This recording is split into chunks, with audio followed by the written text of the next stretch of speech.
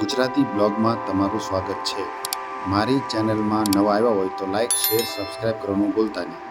મિત્રો, આ મારા સાસુ છે। એમને હેમરેજનું ઓપરેશન કરાવ્યું હતું।